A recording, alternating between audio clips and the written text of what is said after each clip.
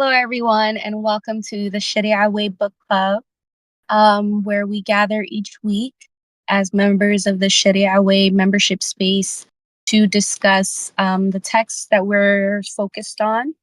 And the text for this month and some change is going to be Angels Unveiled by Hisham Kabbani. Um, Angels Unveiled is centered in a Sufi perspective to speak to, the lore, I would say, of angels in Islam and in Abrahamic traditions.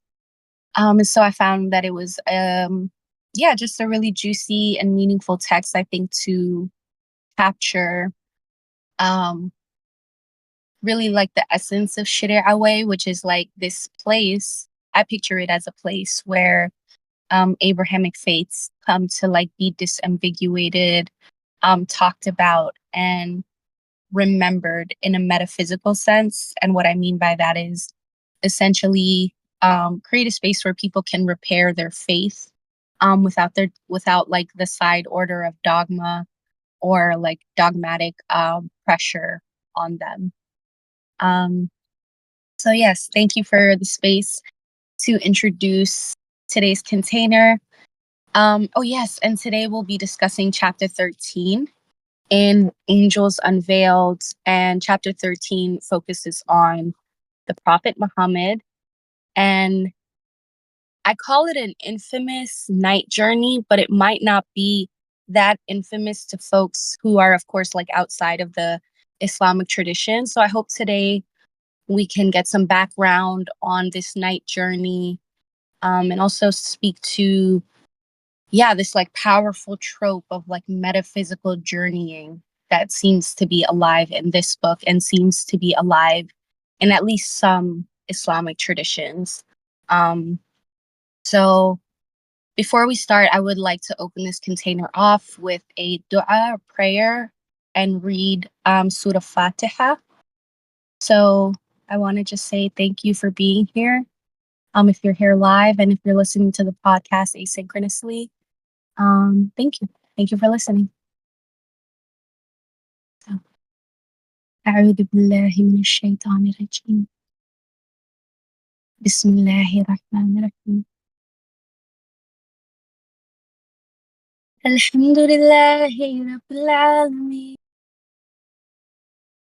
الرحمن الرحيم مالك يوم الدين إياك نعبد وإياك نستعين اهدنا الصراط المستقيم صراط الذين أنعمت عليهم غير المغضوب عليهم ولا الضالين آمين. And I'll read one more and recite one more.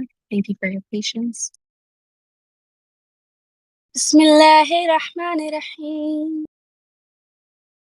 والعصر إن الإنسان لفي خسر إلا الذين آمنوا وعملوا الصالحات وتواصوا بالحق وتواصوا بالصبر.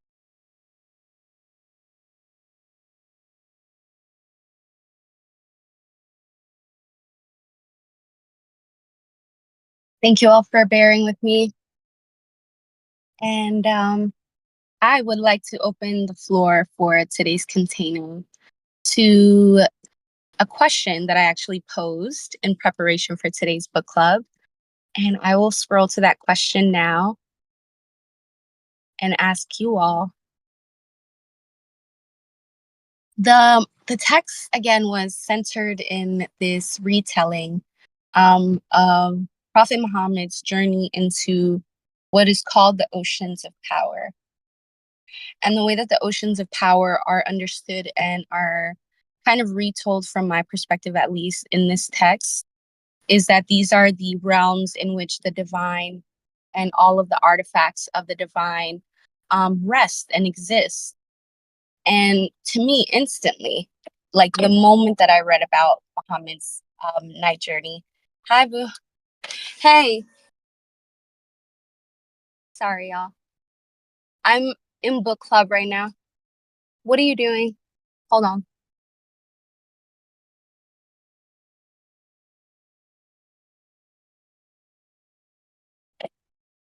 Apologies, y'all. Where was I?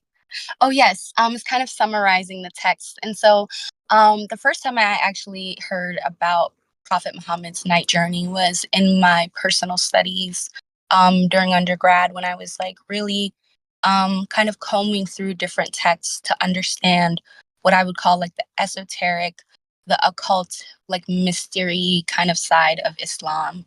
And I remember stumbling upon the Wikipedia page, nothing glamorous.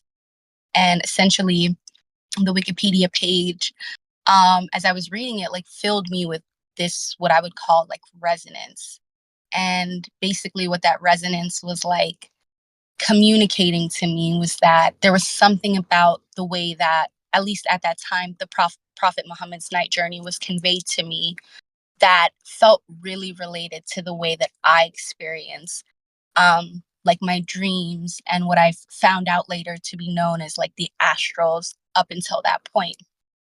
And so, of course, for me as a woman who is like kind of considered outside of like the, I guess, circle of being able to like participate in like prophethood, let's say, that was very jarring for me to like see my direct experience reflected back to me as I was learning about like the beloved prophet, right?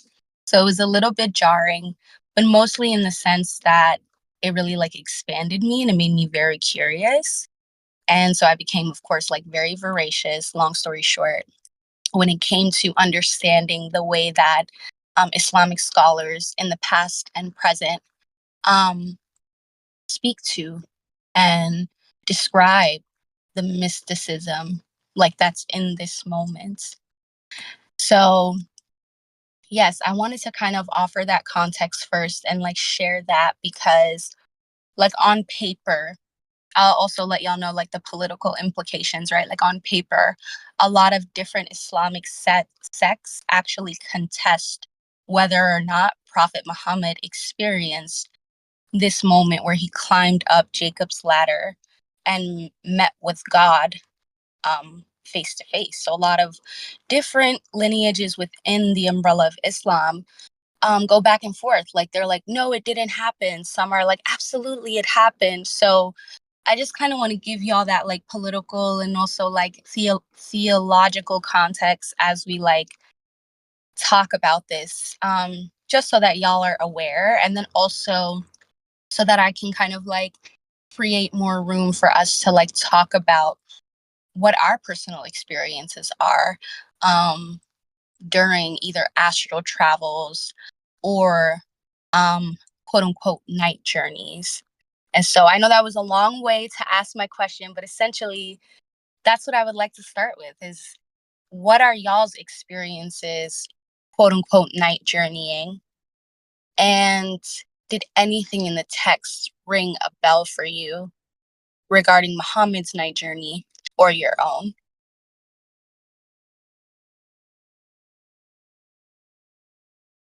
And you can feel free to type your response or unmute.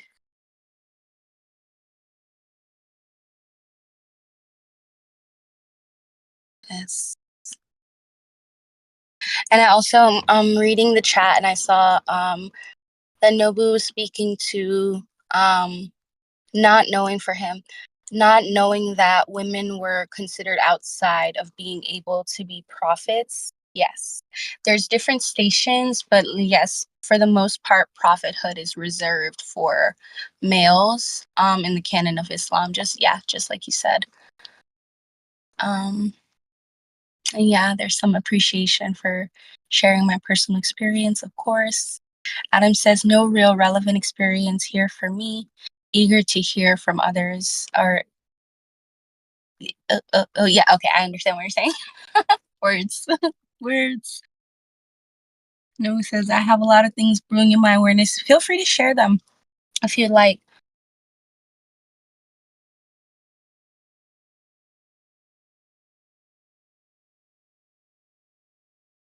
or yeah, like what's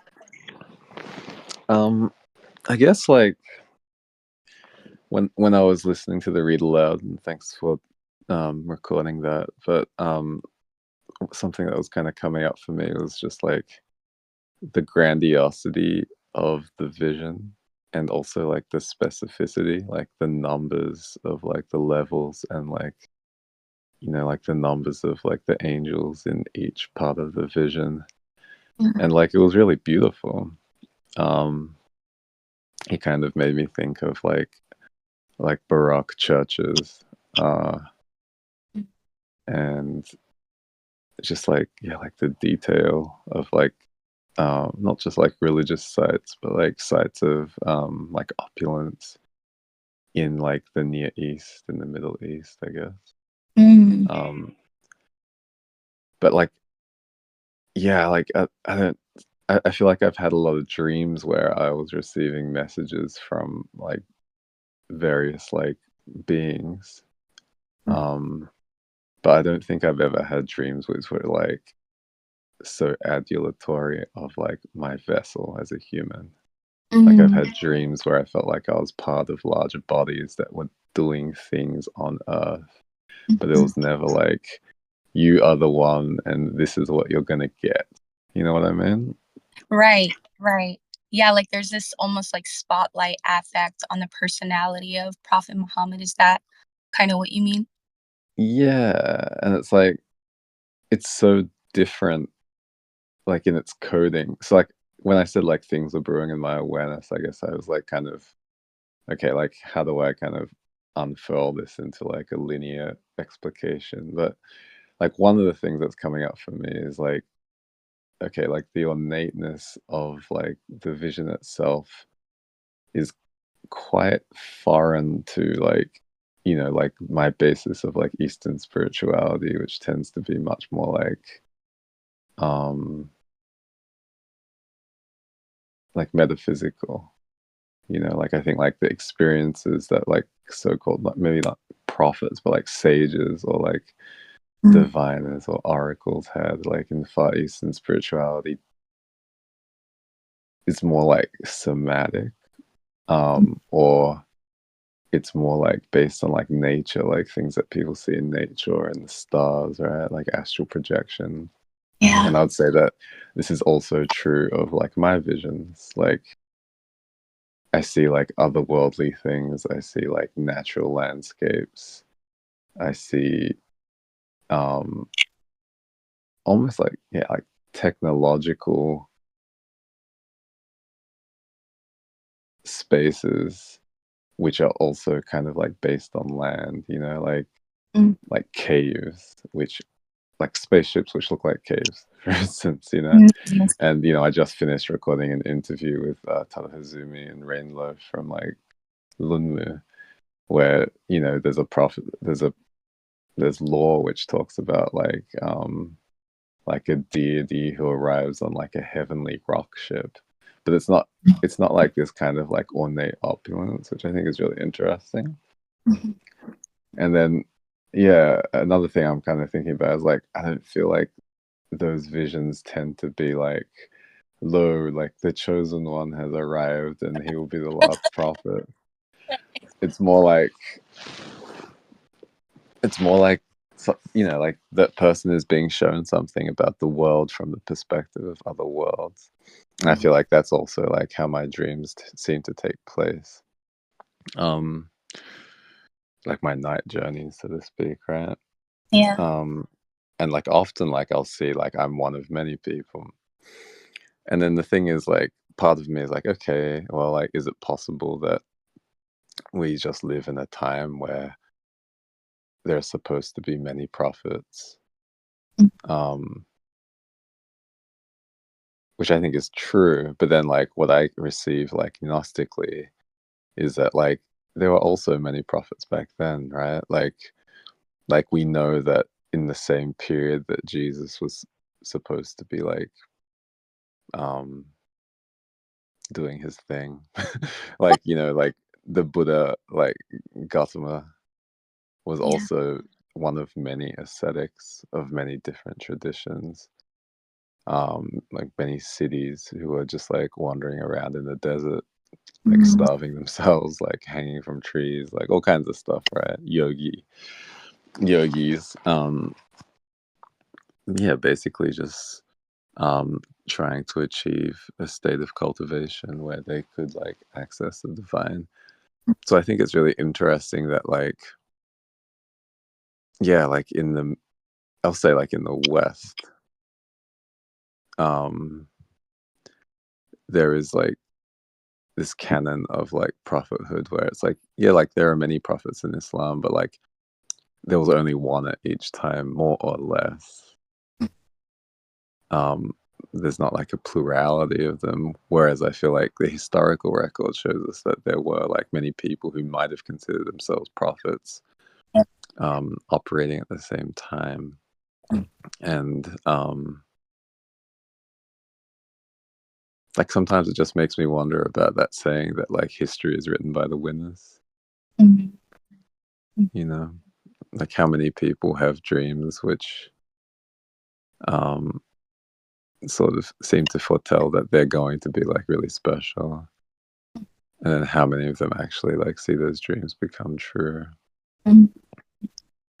um and then I'm also like, well, are specific societies like more postured towards like hero narratives versus like, like I think like within literature you could say that like there is like the archetype of the hero's journey, like the monomyth, which I think was written about by someone named Joseph Campbell.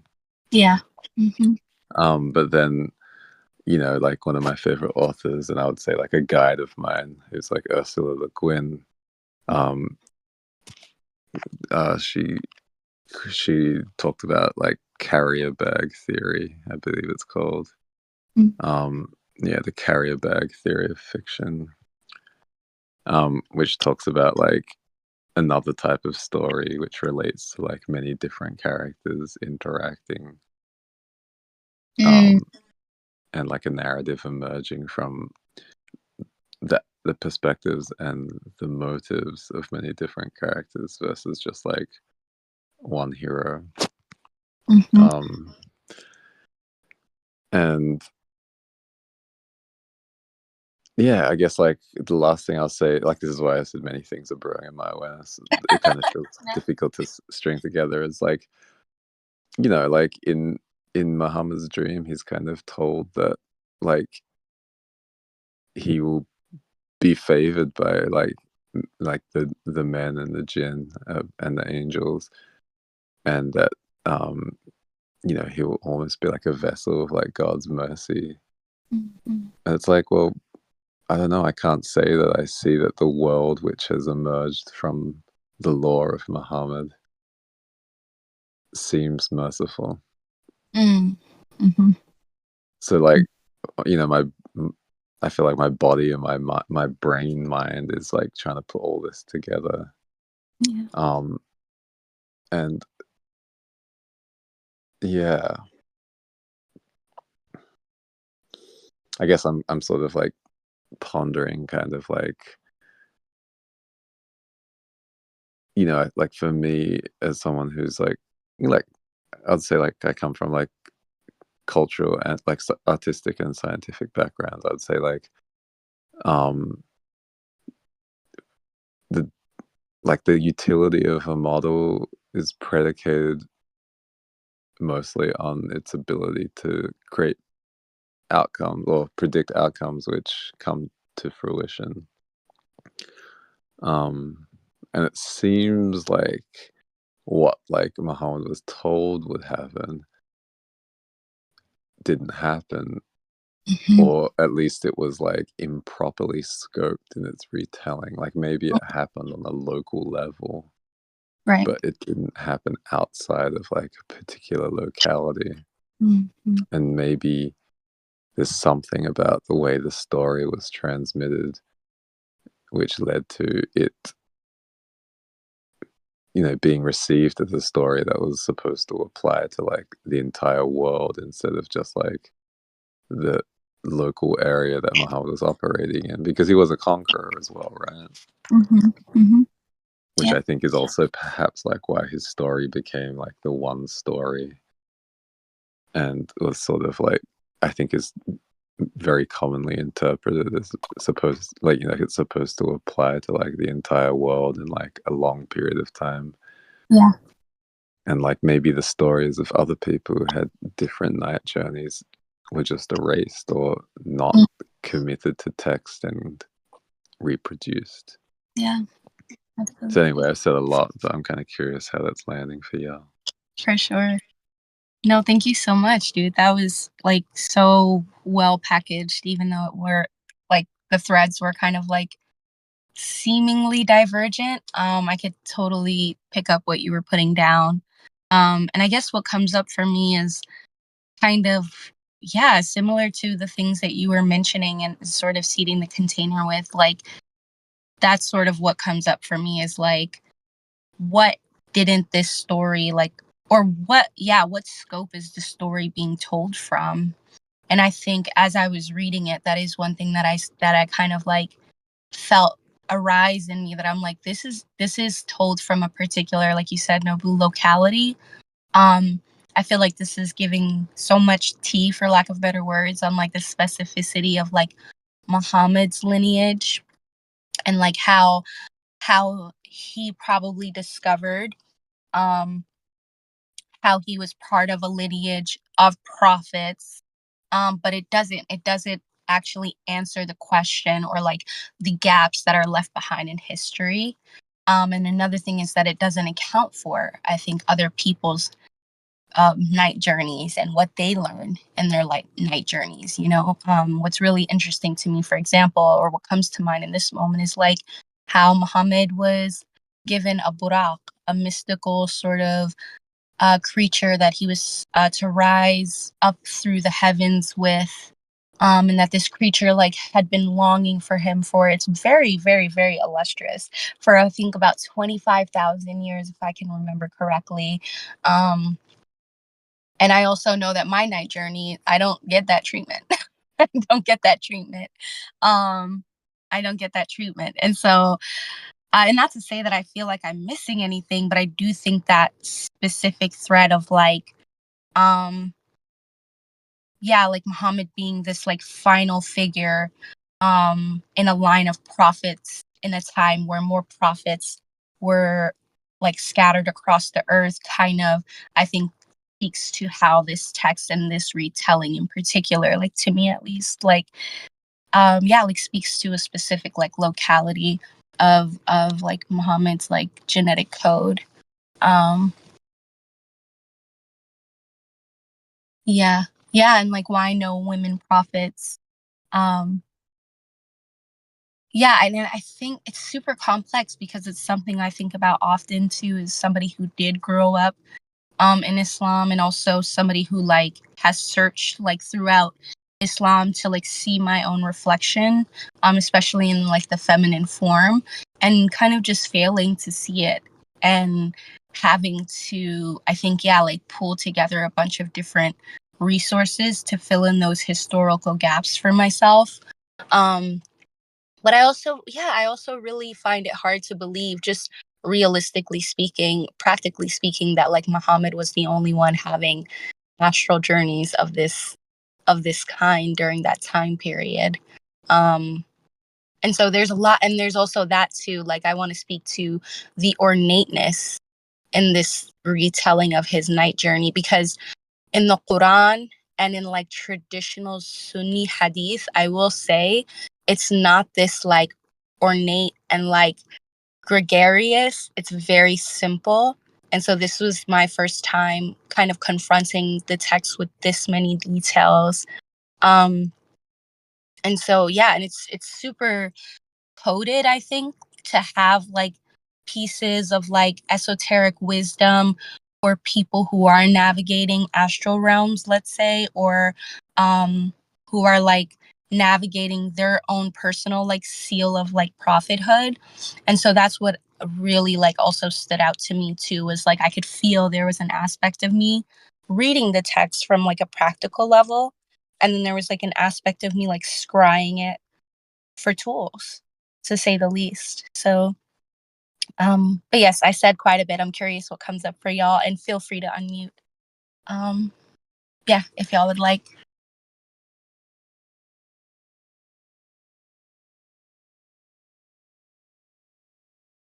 Definitely. And Adam, I did want to read what you said.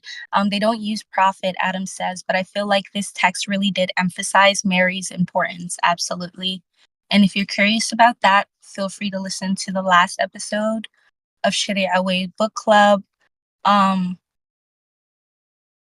and yeah, I'm kind of like also sifting through something, yeah, my channel now, just as I sit with it, like intuitively, like feeling into like um yeah, the way that different Islamic lineages like remember these stories too, I think has a lot to like um to do with how much room is created based on how much people can connect to the stories. So like for me, for example, I was taught a lot about Mary, and like just for this context in particular.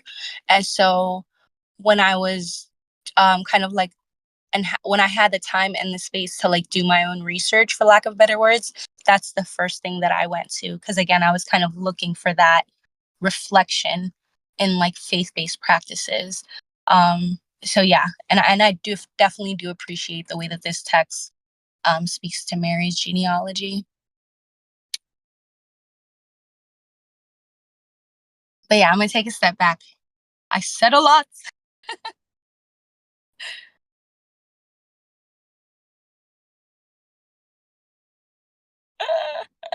Oh my god, these are great questions. I'm gonna read them out loud.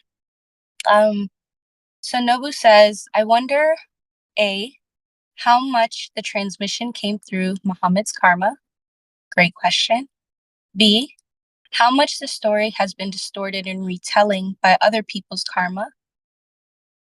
And also, why is it always Gabriel and he's the archangel of extinction, but there's no extinction here? Or is there? Dun, dun, dun. And I end quote. This is really juicy. I really appreciate the question about like how much of the transmission came through Muhammad's karma.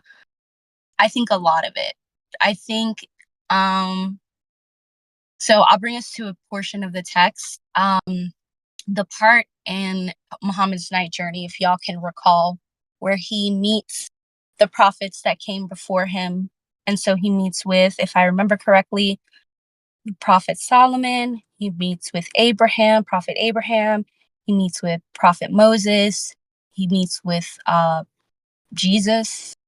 And then I think the next scene is like Muhammad is encouraged again by Gabriel. Gabriel, what are you up to? Noah and Adam, thank you. Thank you, Adam. He's greeted by Noah and Adam.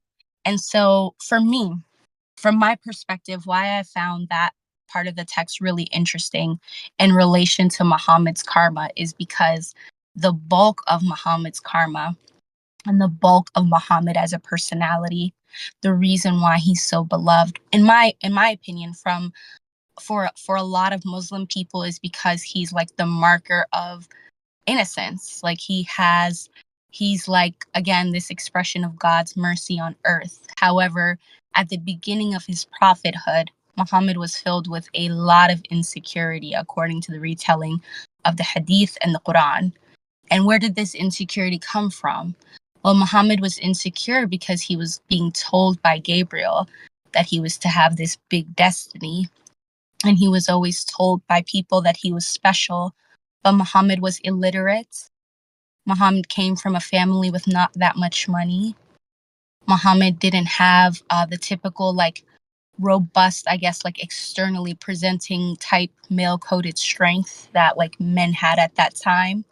And so for me, I've always taken that personally. I'll say, like, even from like a theological perspective, I've taken that into consideration when reading the contents of this night journey, because I see that moment where all the prophets greet him and then allow him to lead the prayer as almost like a metaphorical way of like bolstering Muhammad's confidence for the work and, I guess, the destiny, from my perspective, that he's to walk down. And so it's like, what would be the most, like, for me, I put myself in his shoes and I'm like, if I was in his shoes and I saw all of the prophets, like, that I am due to follow, like, letting me lead prayer, that would, again, like, make me feel like I'm able to do the thing that I wasn't able to do, right? So when we go back to the idea of karma, or the thing that whatever Muhammad was working out in that night journey, I think, of course, very much so, transferred into the contents of the night journey, and even maybe colored the tapestry of the contents of that night journey. Um, and so, yeah, I'm kind of curious if that or anything else um, came up for y'all.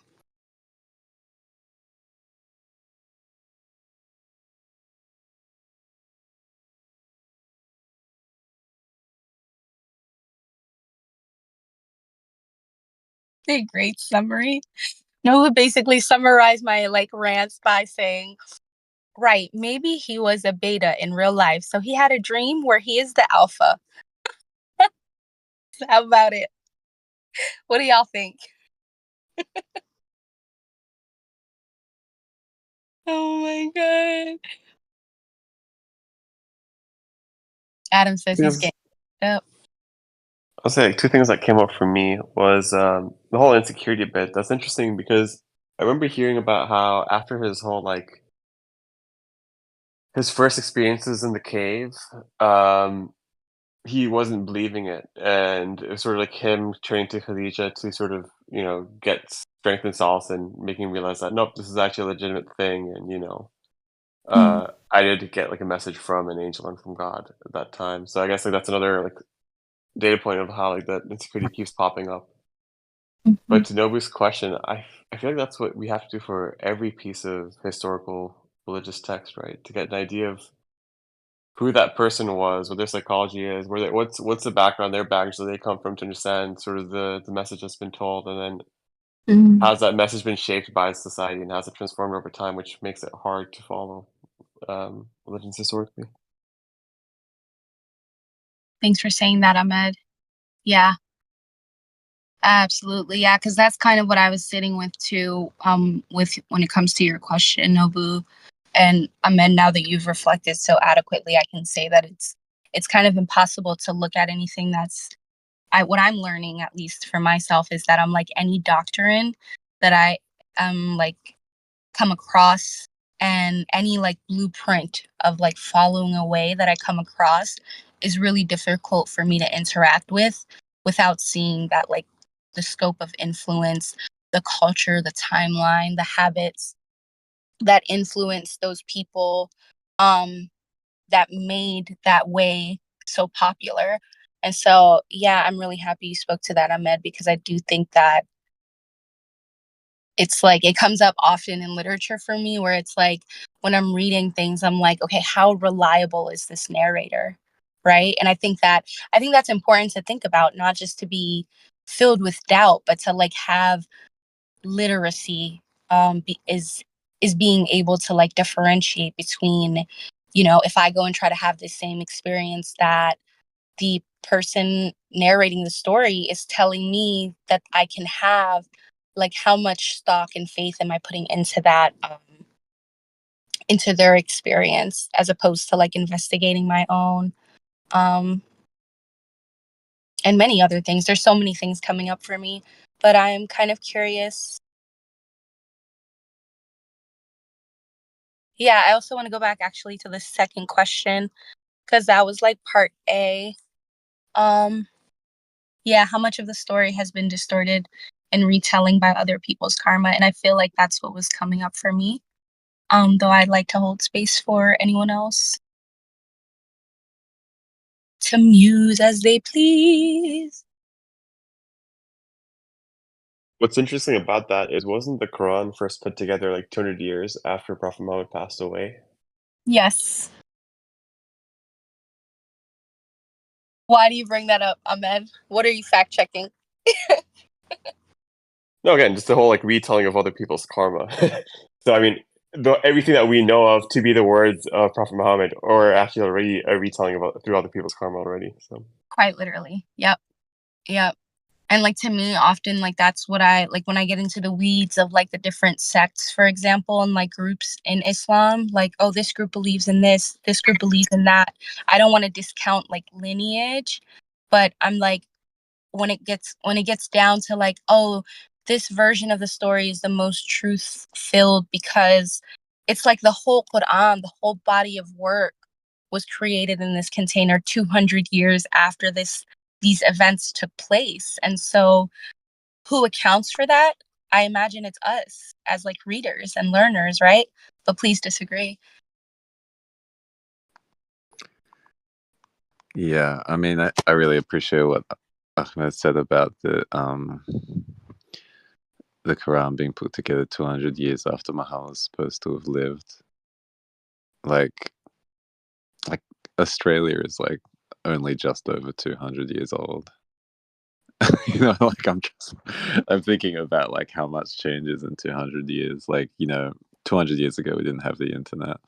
Um, but you know, like with Yeshua, like the Nicene Creed was only put together in like the mid 400s, like literally like after the birth of Christ. And I don't think that most people think that Christ was actually born at like 0 AD, right?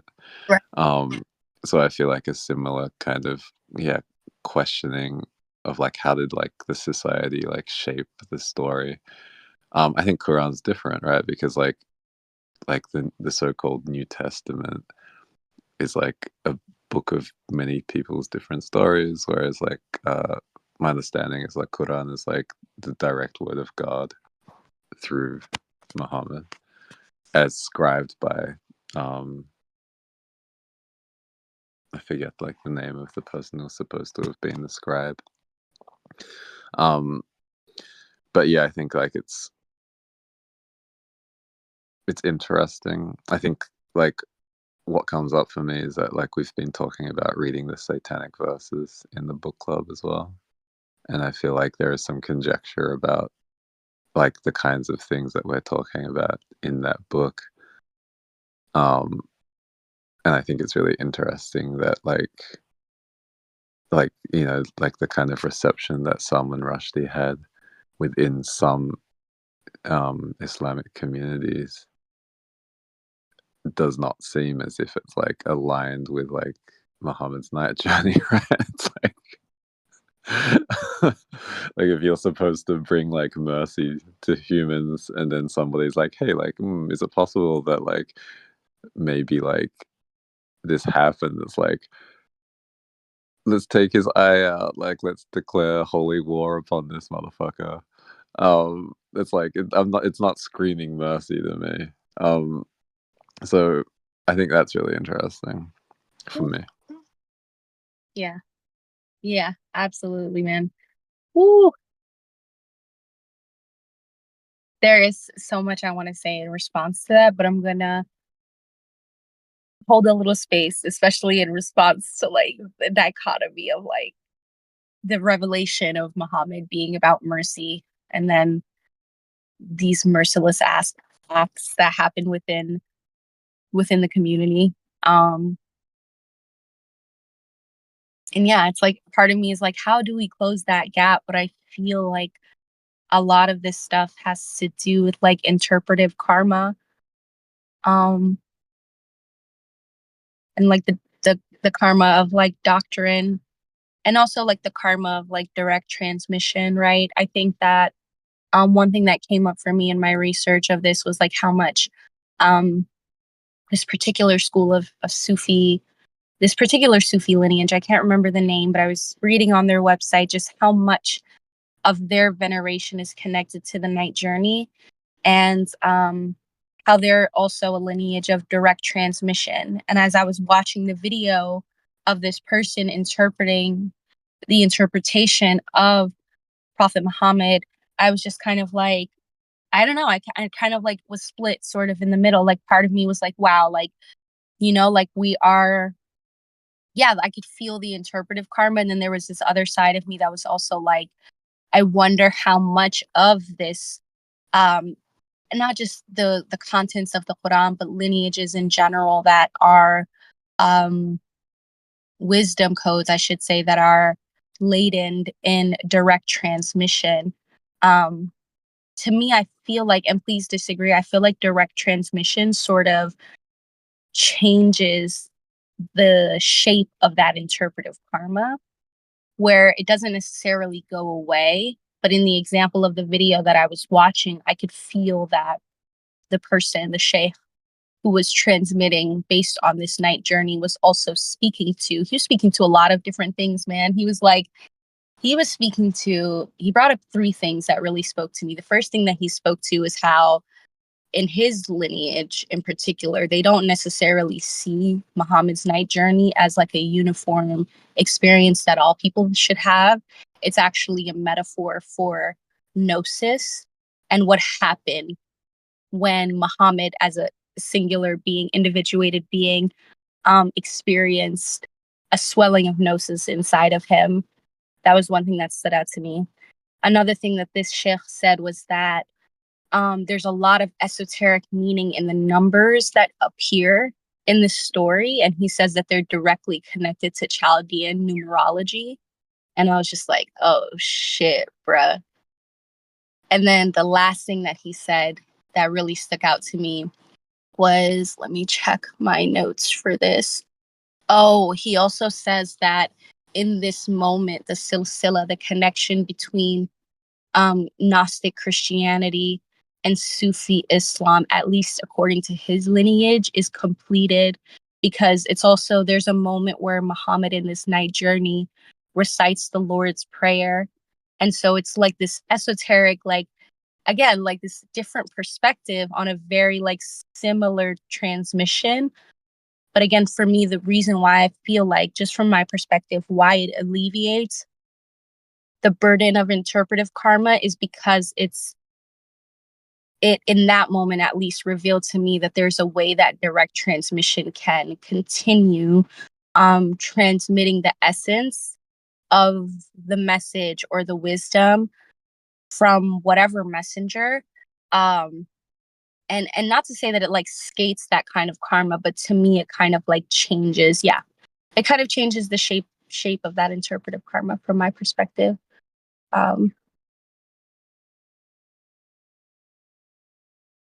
yeah, but I'm curious how y'all how whatever I said lands in terms of the interpretive karma side, in terms of direct transmission, or anything else. Yeah, I think like regarding what you're saying about direct transmission, like my own experience is like I feel like huge changes are taking part in my entire body, and then I can articulate some of that in words. But I think, like I was saying in text, that it's clear to me that like what I'm able to articulate in words is smaller and less rich than what is happening to my body.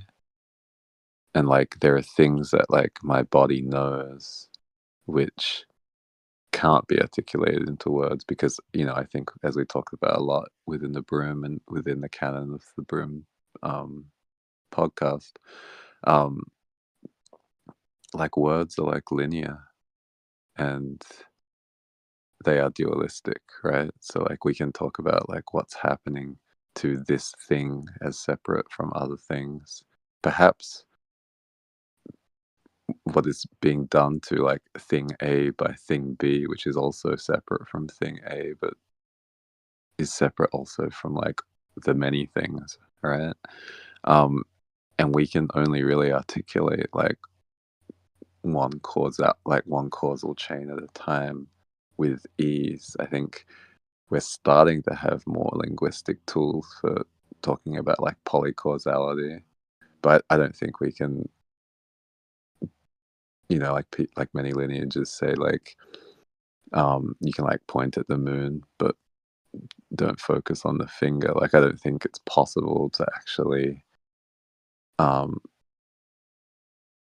in only like a linguistic sense, in the ways that our heads and our throat chakras understand words. I don't think it's possible to actually point towards like pan-duality or like the infinite or the void. I feel like the feeling of the void is like wordless in my experience.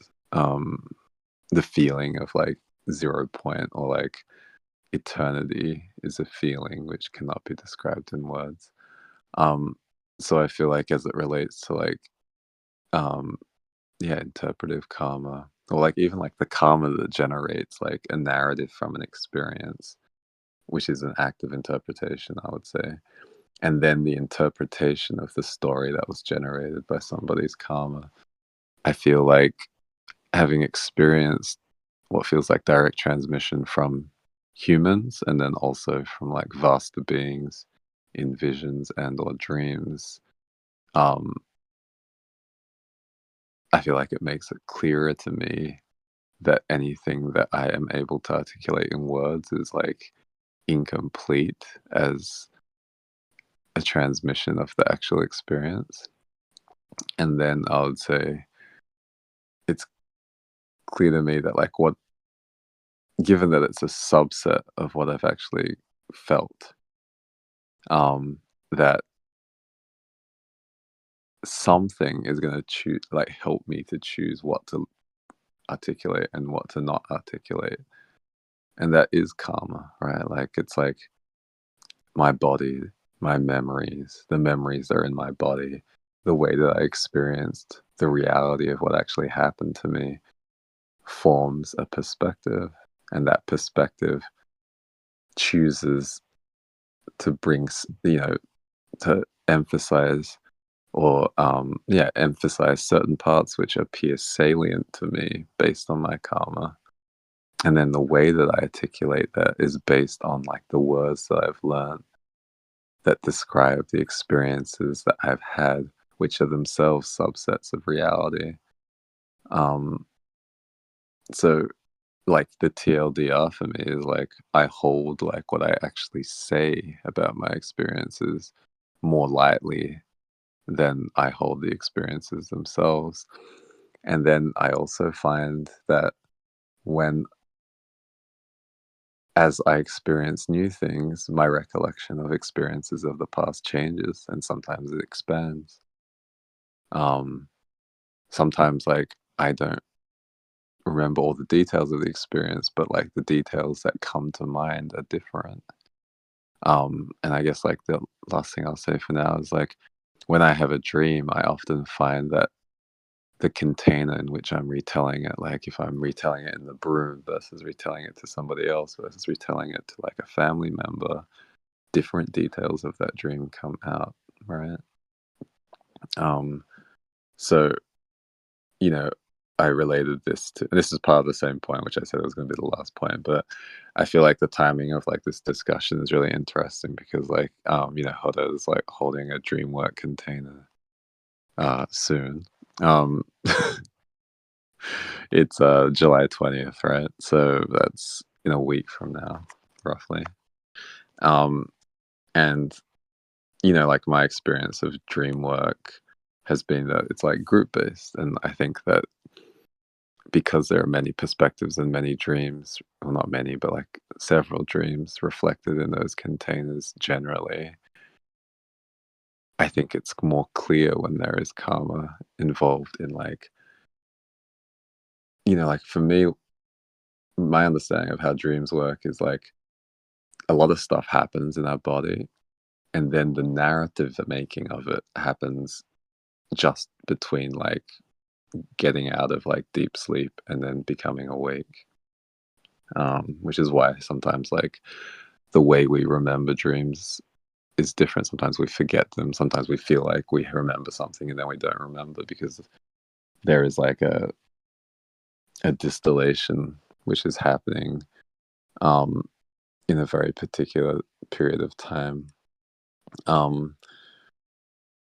And so, yeah, I think like dream work containers generally, I think like they have more like containment against narratives which are like self-aggrandizing, and it means that like like more perspective is honored, and it's less likely that like a self-aggrandizing dream might become a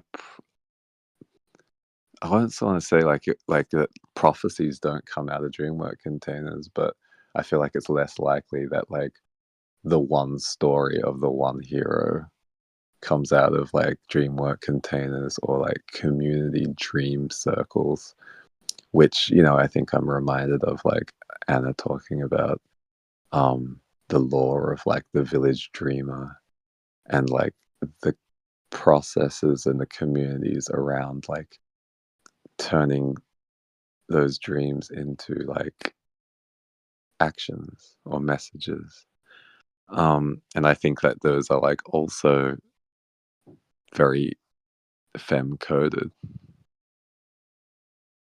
compared to like, you know, what I understand of the process of like Muhammad having this dream and then this dream leading to like the experiences of Muhammad in his lifetime and like, you know, his veneration as like the last prophet.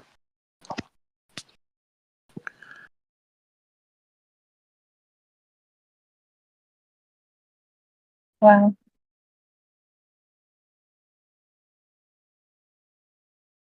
Wow. Thank you so much for sharing that, Nobu.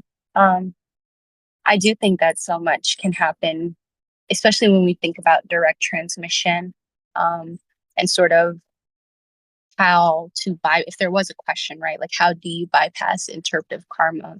I think that dream circles are such a responsive and, I agree, deeply femme-coded way to elicit and create space for the act of what you were saying, like prophecy or wisdom from beings from other realms.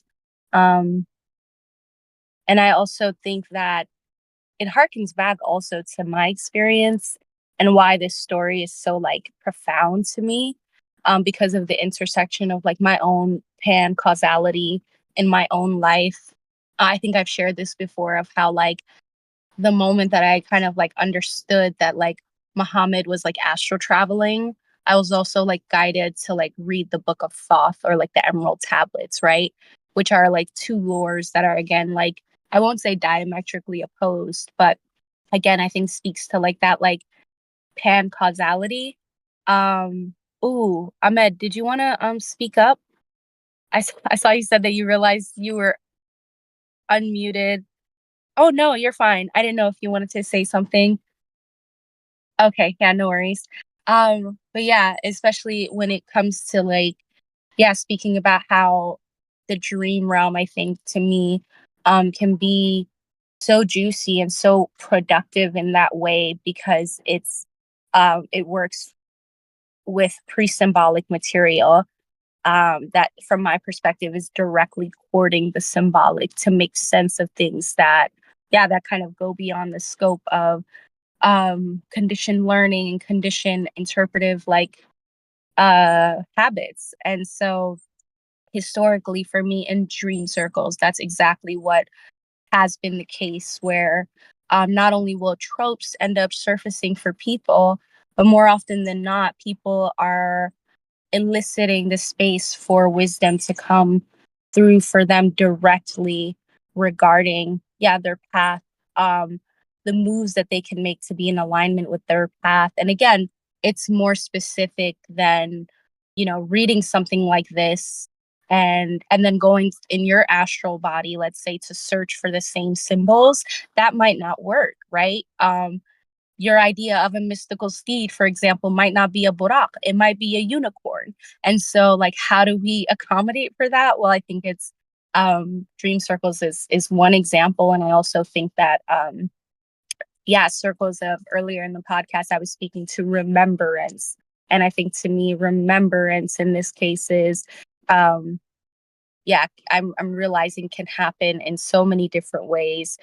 Even if you take a step outside of like a particular mode of like doctrinal decoding, let's say. And so there was also another thing that came up for me in reflection to what you said. I can't think of it now. So I'm curious what's coming up for other folks. I'm gonna also read what's coming up in the chat. Earlier, Adam said, feels like the imagery can come through more undistorted in relation to dreams. I definitely agree. And Nobu adds to Adam's point, plus and or the distortion is collaborative. Ooh, that part. Nobu also says we can hold the narratives and the interpretations lightly and allow for the perspective of others. Absolutely. Nobu goes on to add, like maybe if you have this dream and you hear reflections that feel true, but you could even end the dream work container with a hero's journey interpretation. But then if you were carrying out the prophecy and someone was like, hey, you can't do that, I feel like you'd be more likely to be like, oh, maybe I interpreted wrongly versus like, oh, yo, it's fatwa. Yeah, absolutely. To me, what that also sounds like is like dream interpretation circles are like lower stakes in terms of like creating like a collaborative container as opposed to like containers that elicit fear and make people think maybe that they're doing the doctrine in the wrong way, is what comes up for me. Lexi also says that the emerald tablets were in her field recently. Ooh, that is juicy. I'd be curious to hear more about that if it feels aligned to share.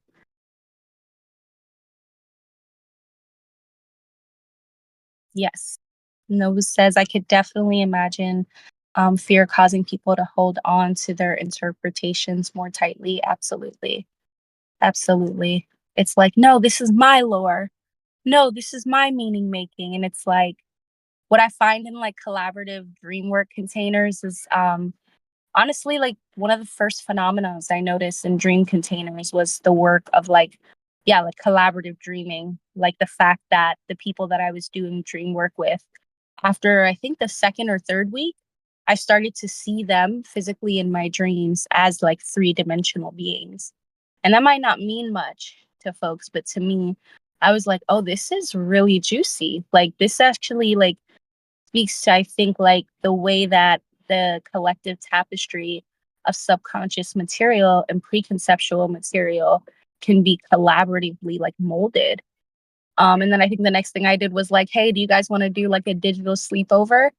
And so, yeah, just to kind of like shamelessly plug again, the DreamWork experiential DreamWork container will be taking place July 20th here in the room at 9:30 p.m. Louisiana time.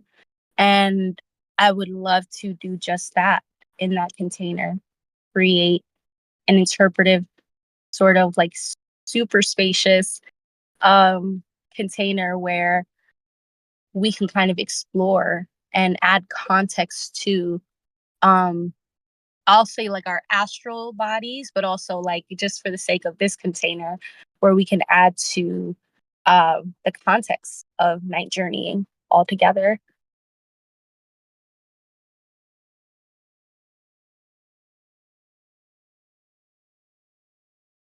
Oh, great question. Nobu says, I'm also like, did anybody else see Muhammad's dream? Because I personally give more weight to my visions when they align with others' visions. Absolutely. Yeah, I'm like curious, who did he go to after that journey, which we might get to like later on in the text. Because I think as the text continues, it's like the next level of heaven looks like this, the next heaven looks like this. And I guess what I would invite as we continue to read this text is for us to sort of take the context that if you feel inclined, of course, the context that we've generated in today's conversation when you approach like part 2 of chapter 13, because I think then the metaphors might not hold as much weight, hopefully. And if they do, they can support your metaphor and meaning making. And so that's definitely the context that I'm going to keep in mind for next week's book club. I'm not cutting off the container though. I'm gonna stop talking for a second and make space for other voices.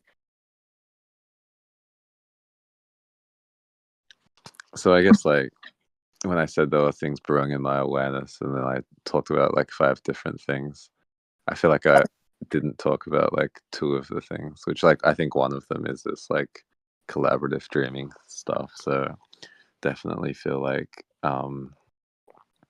this is not just like an advertising jingle, but come to DreamWork container like July 20th. Adam, can you Scatman, let's go. we need Adam to come in some doobie doos. But like July 20th, 9:30 Louisiana time, which I think is like 10:30 p.m. New York time, and probably like 7:30 p.m. California time. That would be like an experiential dream container. And I feel like we've been talking about doing dream work in the Broom for a while, and I can see it playing out in a few different ways, right? I think like different lineages have different dream work formats, and then I think like some lineages just don't have formats. But I think like what tends to arise is like collaborative law, and then also like I think people leave with tools for like we can't do dream work on everybody's dream, because like in one night I might have like 1,000 dreams, but like the process of sharing and like hearing and seeing how other people shed light on my dreams means that like going forward I can interpret my dreams with more perspective, I think, by myself too. So yeah, super recommend if anyone's listening to like put that in their calendars, July 20th, 9:30 Louisiana time. And if it changes, then you can like keep up to date with the changes by like following us on Buy Me a Coffee, or joining the Discord server, or following us on Twitter and putting the notifications on. But yeah, the 7th thing I wanted to raise, which I think is really interesting, that y'all kind of like, it feels like you're on the wavelength by mentioning like the emerald tablets, is like there's no alchemy in this dream, right? It's not like, okay, this is how you also get access to like the divine. It's just like, I had this cool dream. You know what I mean? Whereas like with like the emerald tablets, like I'd say it's like an alchemical manual. Tao Te Ching is like alchemical manual. The Kabbalion, like so many other like sacred texts. Yeah, even like like Islamic texts, right? Or texts which come out of like Islamic cultures. I feel like they also share more about what people can practice in order to gain their own experience, so that like you are not beholden to like Muhammad's monomyth.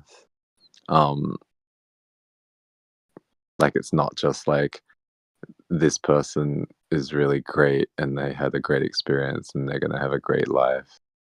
It's also like, this is what this person had to do in order to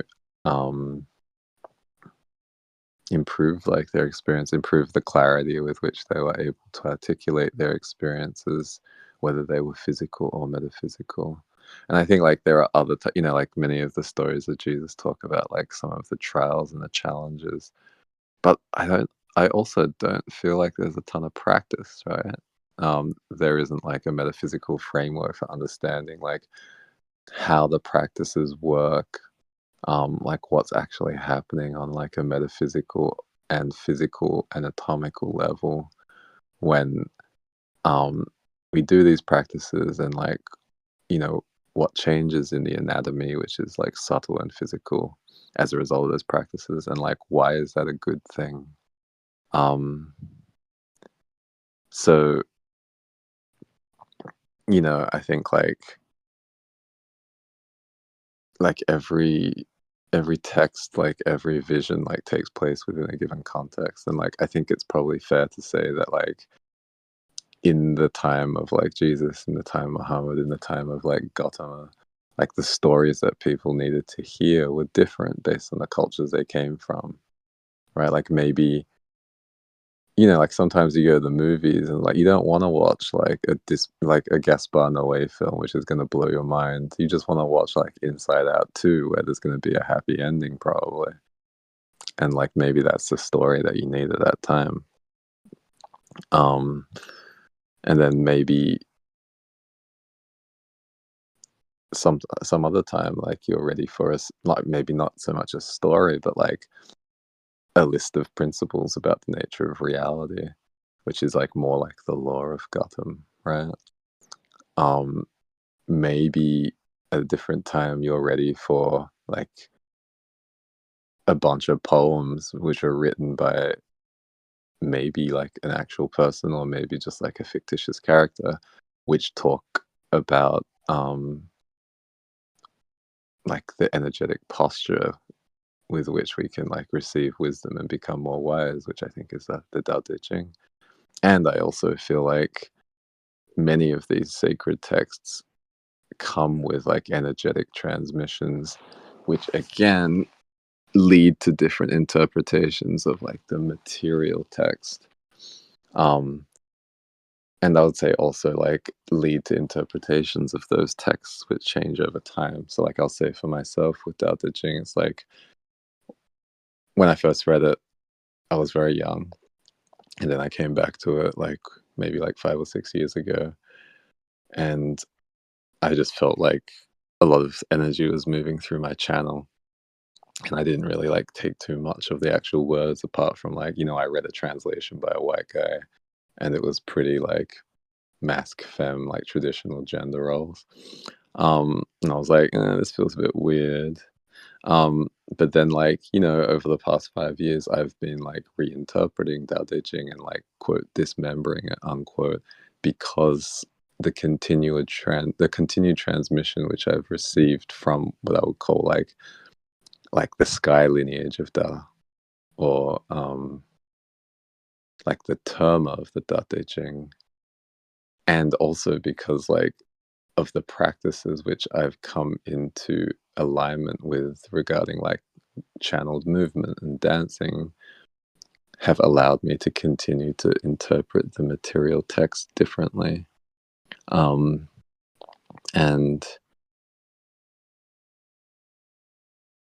I think like all of these different spiritual technologies have affects on the people who they work on and the communities in which those people are in.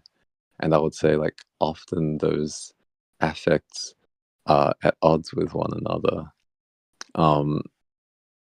And like just you know, like one of my teachers, Xian Wang, used to say like if people think like the spiritual world makes things more simple, then they're probably going to be disappointed because it's much more complex. But like I think like just like we have like different factions of society which have different economic incentives, different socioeconomic and political incentives, and that leads to like war.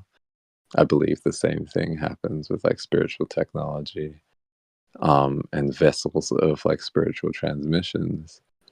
And so just like we have to arbitrate like who gets to have their economic, political, and social imperatives met in marketplaces, like, you know, when worst comes to worst, like in like physical combat, I think the same thing has to happen with like spiritual transmissions. And I think like the technology for arbitrating conflicting spiritual transmissions in peaceful and ultimately ameliorative ways is like a spiritual transmission in and of itself, from my perspective. And I feel like that's, you know, like a lot of like what happens in book club, like I was saying earlier. I really like that we can take what works for us from these texts and also like critique them with like compassion and also like humor. And I feel like that's not something that I have like experienced in other like quote like religious education containers unquote. And I feel like it's probably not how a lot of people experience disagreement in general. And I think it's very important that we learn how to disagree more pleasurably.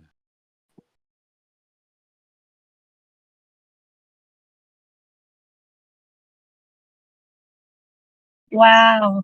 Woo, woo. So much. You said so much just now. Um, Dude, just yeah, thank you so much for just that really, I think like rich and just powerful, honestly what felt like a transmission to me. And I'm kind of like struggling to find the words, I think, because um it's like what you said is refracting in places that have no words for me right now. Um, but I do also believe like that is the crux of Sharia way for me. As someone who did grow up Muslim in a primarily like Christian oriented culture, who also has so much reverence for Jewishness, a like voracious y'all might not know this, but I was deeply voraciously obsessed with Confucius growing up, um, and learned so much about Lao Tzu. And I think for me, Sharia was born out of that, like feeling these conflicting, albeit juicy, albeit interrelated, though conspicuously seeming separate orientations of oneness. um I kind of like wanted to like reconcile that, not just for myself, but I think it comes back to what you said, Nobu, about alchemy and like practical application of alchemical tools, um is really what rests in a lot of these book clubs for me, because I do think that there's one level of reading a text and like enjoying it, allowing it to contribute to your lore, allowing it to contribute to the wellspring of subconscious materia.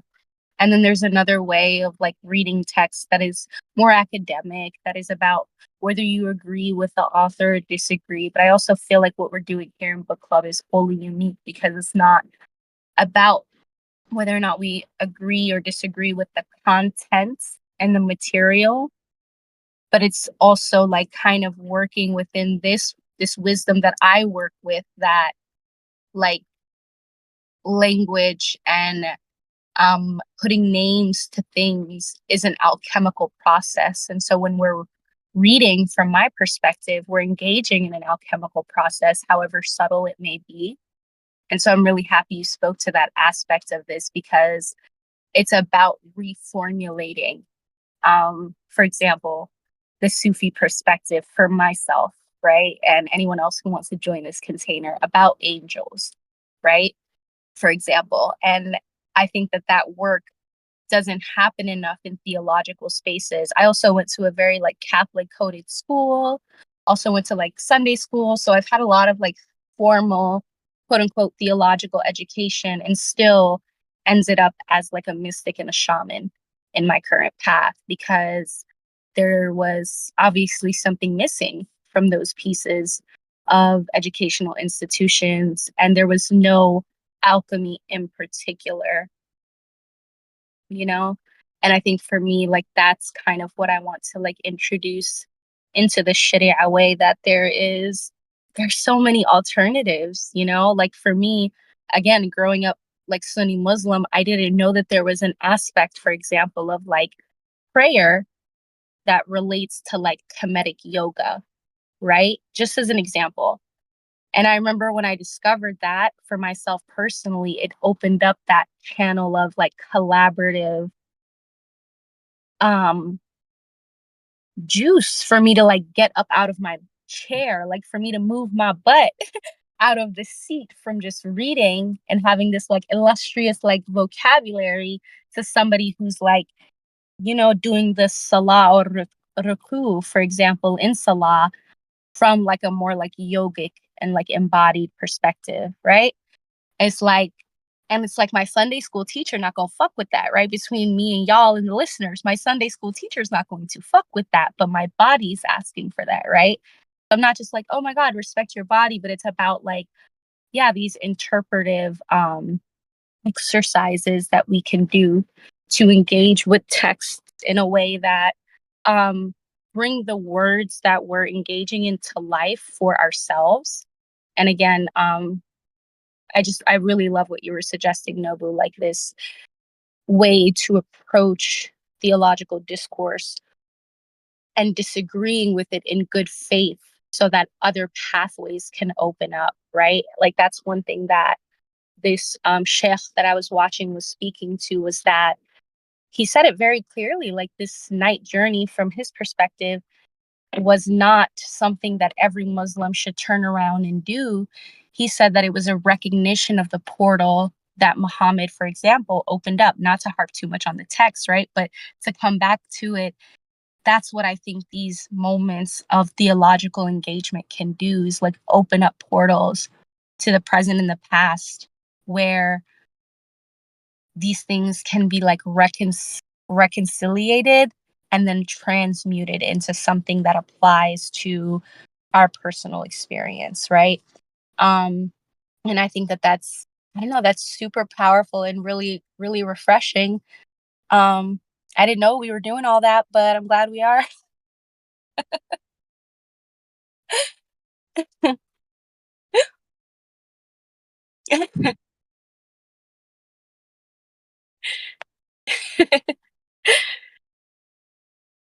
There's a lot of agreements in the chat.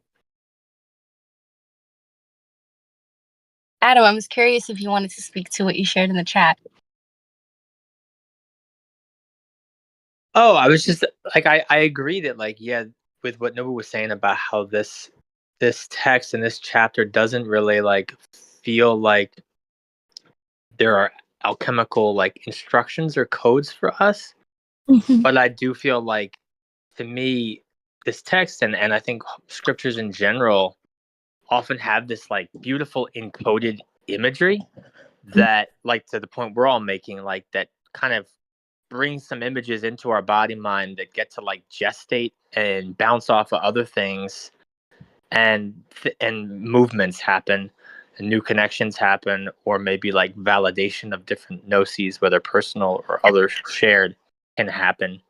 Absolutely.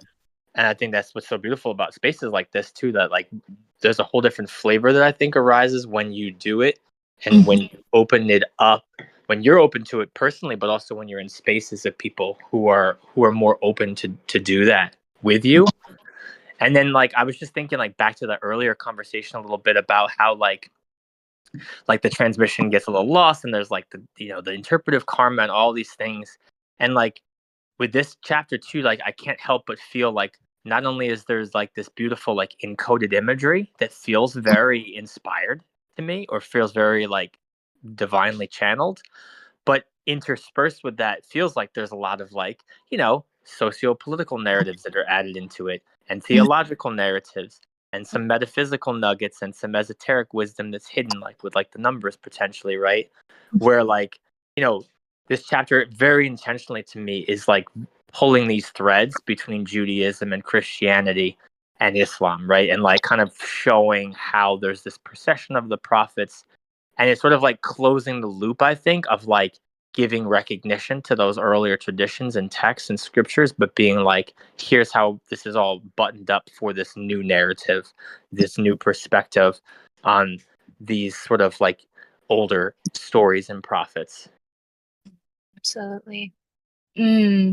Interesting. Yeah, thanks for saying that, Adam. Yeah. It also makes me think of how, gosh, there was so much coming up as you were speaking. Um, it makes me think of the video you shared also, I think this morning in Sharia Way in relation to Matthias De Stefano, who's like what would I even call Matthias? Dang, he does a lot, but he's very big on Gaia TV and Gaia Network, and he has a lot of interviews on YouTube. And Matthias is Lexi says, "Oh, that guy." But the video that Adam shared was like Matthias retelling the story of angels from a like I'll say like a new age kind of like dimensionality, like perspective, right? And of course, I was reading it with all the lenses that inform my experience, but it also I think that video and you sharing it sort of illustrates like the vibe of Sharia way, right? Like, of course, I'm steeped in this like particular like conditioning and programming, but it's also like not what I'm coming into the room with, right? And if I was, y'all would know because I'd be like, we waking up 5 times a day for prayer, okay? Like, but that's not what the Sharia way is necessarily doing.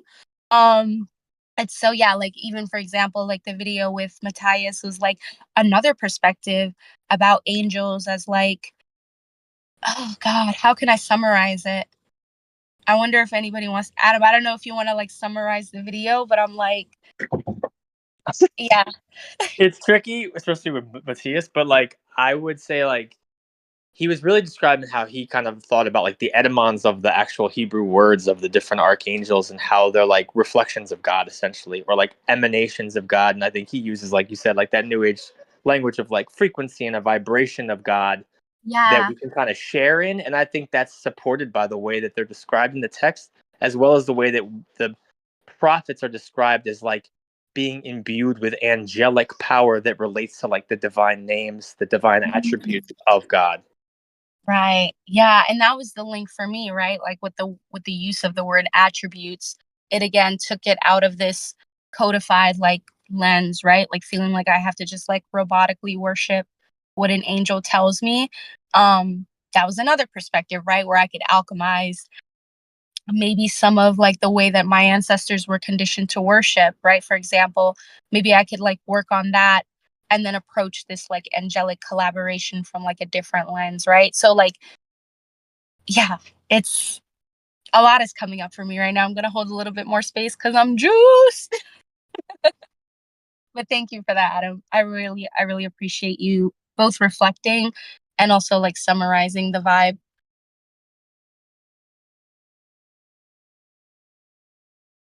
Question. When y'all were referring to like a lack of alchemical instruction, were you guys referencing the book, the Sufi book, or the Israel Mirage journey itself, having a lack of instruction? It's a good question.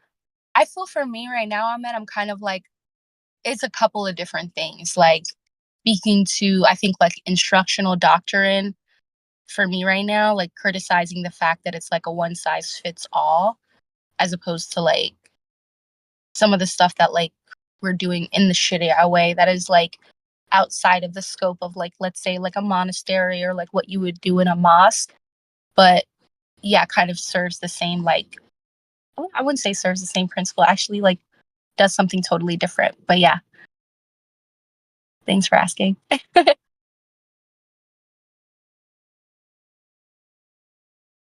Nice, Adam's clarifying. Yeah, I'm curious, what made you ask, Ahmed? I'm just curious because I think Nobu's the one that brought it up. How he just like there's a lack of alchemical instruction. Mhm. Because it was referencing the journey, because that's when I started thinking about like, well, what is the takeaway I can take away from this journey, right? Like, I think what he was saying was like, it was just like an event that occurred that we should just know about, or is it, yeah, it's something that we can pick up from it? Um, I can only think of two things, right? And I could be like, wringing the towel to get some drops out. But one is, I guess, of how the whole negotiation, right? Because I think that's one thing that happens in the event, right? Of negotiating the number of times we have to pray, and how I was initially asked to do 50 and Oh, brought it yeah. down to 5.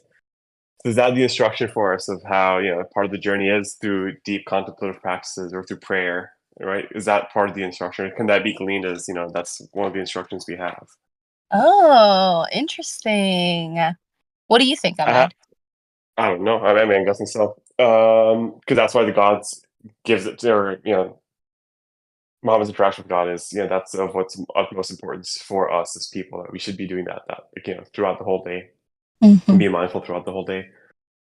I think the other thing I can get out of it as well was, if I look at, I mentioned this in the Discord once before, but looking at this experience as an out of body experience, and this isn't in my experience of out of body experiences, but I do hear how many people basically come across this idea of like the threshold guardian, right? Like through Rudolf Steiner's idea of the threshold guardian. So like, many people have that vibrational state, but they can't get beyond that. And many Mm-hmm. times what happens is they come across this test. I think in most people's tellings of it tends to be one that's, emits fear of why they can't get out of their body, right? If something fearful pops up, some fearful imagery, being something or the other, but you just have to sort of just work through it, and then you can just pop out. And it makes me think of, so if I draw that analogy of the out of body experience to Muhammad's journey, I see that too, right? He had the experience of when, I think right before he gets on the horse, before he even pops out or leaves out, he's, I think, given 3 jugs or 3 glasses of liquid. Yep. Which to me could we interpret that as that threshold guardian, or the guardian of the threshold? Like that's the test that was needed for him to pop out. I remember the answer being, he just went for what was driven to him by instinct. And I remember that's what Gabriel tells him, that congratulations, like you chose your instinct and you chose well, and like let's do this now. I wonder if that's maybe the instruction for us, that hey, if we're in that state, let's rely on the instinct as opposed to trying to think through it or force yourself through it or whatever. Yeah. Thanks for speaking to that, Ahmed. Yeah, that part actually stuck out to me in the text as well, that it like emphasizes his choice and how his choice reflects like what, I think it was like he chose milk, and then it like reflected the innocence of like Muhammad, and then it like reflected on like the innocence in the particular text, right? It was like a metaphor. So yeah, it's like it could be taken as instructional in the sense that it's like one of those like adages, or like to me the way that I understand that on one level is like, yeah, like, oh okay, like in this life, or if I'm in these states, it seems like a good thing for me to do is like follow my instincts.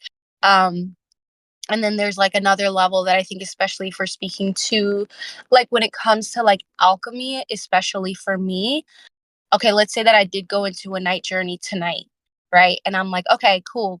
Like I have an astral journey and I'm given a choice by one of my threshold guardians. And you know what I mean? It's like, let's say that I was in that same scenario. After I came out of the dream, I would question, because like I like to work alchemically, like for myself particularly. I would be like, where did that instinct come from? Like, was it an ancestral drive? Was it driven by the fact that I like wanted clout in this life because I want to be so popular? Just as an example. So I think it's twofold, right? Like on the one hand, it's like I like what you said about threshold guardian, especially in relation to like the hero's journey, and like how like there's this like idea of like the big boss that we kind of have to like, that represents like our biggest fears, or like our biggest like parts of ourselves that we gatekeep, for lack of better words. And I can relate to that because I do think that that comes up a couple of times in this story, right? I think he's also tested by Satan. I think another time he's tested by something else, and then like richness and wealth. And then he's reminded that each choice that he makes is kind of like also for his community as well. So it's, yeah, it's super interesting. Super, super interesting. Oh, I also like the idea of like threshold guardians too. But that might be another container. I'm gonna read the chat. Huh? Yes. What is Gabriel up to, y'all? Why is he the star of the show?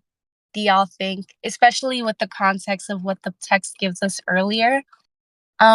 about him kind of being in charge of like extinction, and I don't know why the word pestilence wants to come up right now. Is Gabriel the strength of God? I can't remember. I think so, Adam. Yeah. And what is Gabriel extincting? Like, what is he putting an end to each time he shows up to the prophets? Nobu says, because he's sprinkling the seeds of extinction. Strength/hero. And also 75% of the biodiversity on Earth. Ooh. Interesting. Do you mean like that's what he represents? I also wonder if like, I don't know if y'all have ever read this, like, okay, I'm kind of like edging out onto the fringes with this, but there's like lots of like doomsday sort of like writing and material and media out there that speaks about how like the mycelial network will like they talk about stories about how like this mycelial network will rise up and like revolt one day on Earth, though I don't see that ever happening. But I wonder if Gabriel represents the mycelial network. Oh, okay. Thanks for clarifying, Nobu. So Nobu's saying that Gabriel represents 75% of the biodiversity on Earth. The extinction of 75% of the biodiversity on Earth. Yeah. Oh, snap. Oh, snap. So, whoa, I kind of want to take an interpretive step out of like Gabriel as like an angel and like speak to like Gabriel as an alchemical figure. And like, I wonder if that changes the context of the question. Like, what role in an alchemical process does Gabriel represent? Oof, that's big. And I feel like instantly I got this feeling of like faith, like the strength of faith. Like in so many of these stories, Gabriel's the one that's saying, like, yo, something big is going to happen with you. And people being like, me? And like somehow, like him having to impart some level of like courage and like faith that like it could be the case that there is some big thing that's going to come through, that some divinity is going to really come through in a very unique way through this prophet or person that Gabriel is communicating with. So big, yeah. That's kind of like the backbone to like prepare them for this like collective shift. Because if you think about it too, if we're situating ourselves in like the time period of history, Nobu speaking about it now in the chat, it's during, and I'll quote, Nobu says, the expansion of human populations and agriculture is a big part of what Gabriel transmits to the prophets, like, quote, go to this new place and it will be a place for your people and you're going to have lots of kids and be rich. And in parentheses, Nobu adds, and you're going to wipe out extant populations of flora and fauna and humans. Have fun. And it's interesting, right? Because it's like, Adam, on one hand, you're saying faith, and I actually still agree, like that. I'm like, Gabriel's the one trying to also like impart onto the prophets that this like reality is going to happen that they can't quite see, right? So he also does a lot of the work of like taking these prophets throughout the realms to reveal to them like their destiny, right? And it also reveals, I think, to me a little bit about Gabriel's destiny and how like he plays this role. He, she, they are a reflection of an attribute of God that kind of like wants to see the human individuated self like be marrying before like go forth and like, what is it called, what is the saying, like go forth and like procreate or whatever. And so yeah, to me that's what it feels like Gabriel is like representing. On one hand, go forth and multiply. Thanks, Nobu. Ooh. So Ahmed adds another perspective, and I'll read this one out loud. Ahmed says, taking a simpler stab at it, Could it be the extinction of the seal of prophethood, with Muhammad being the last prophet as per Islam? Ooh. I'd be curious to hear more about how that aligns for you, Ahmed.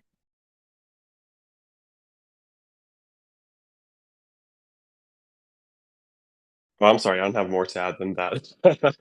So if it signifies extension, I was like, okay, is it just because he's the last prophet, so it's just signifying the end of that, which then precipitates again the end of everything else? Because I guess society goes into disarray without prophets and all that. I don't know. Absolutely, man. No, absolutely, because it's also that also part of, I think, for me, what that elicits is like this idea of Muhammad's burden and the burden of prophethood, right? Is like they're also figures that even historically, like maybe they're not the only figures that speak to like cultural world shifts, but in the lens of like Abrahamic traditions, they are speaking to like large collective shifts. So like every time there's a prophet, there's a huge collective shift. And so it feels like for me, it's like, yeah, I can totally see the example of like this Gabriel representing the seal of prophethood, or like almost like the seal on the crown that stops like the I guess, God, I feel so weird saying this, but quote unquote the everyday person from being able to access these oceans of power, right? Because in my mind, the way I'm seeing it is like Gabriel is coming to the prophets, telling them about this future that they have to build an immense amount of faith for. Even in some prophets' case, the faith that they had to endure was hundreds of years worth of faith. And essentially they're seeing society like change as they know it before their eyes. And so for me, that on one level speaks to like a physical sight, right? And also a metaphysical sight, like this ability to see what's coming um, down the like prophetic pipeline. But yes. And Nobu says in that context, it feels self-fulfilling too. Like if you say Mo is the last prophet, then people will believe it. Yes. Especially if you have boobs.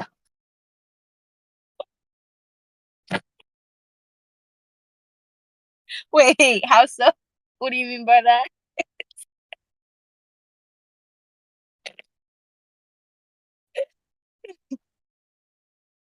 Oh yeah, because women can be prophets. Yes. It's so interesting. And Adam says, yeah, in response to Ahmed, I keep coming back to the extinction of like lineages / interpretations. And Ahmed, we're also referencing an earlier chapter too. So um just so you know, for the context. Um yeah, and Nobu says, I don't know, I have the 8-point star seal tattooed all over me. Sorry, Gaby. Wow. Ooh, I'm getting so much coming through right now, but I'm also being guided to like stop the container here and just say thank y'all for today's discussion. Um, ooh, yeah, I want to continue exploring some of these concepts if it aligns next week. Book club will be taking place at the same time. And if you're listening to this on the Broom Radio podcast, thank you so much. Please consider becoming a member of the Sharia Way membership space, where you can be involved in these conversations, but also be part of like the pre-discussion to book club. And the link to join will be at the bottom of this episode. What else do I want to say? Oh yes, next week we will hopefully be covering chapter 13, part 2. And I look forward to it. Thank you again, and peace.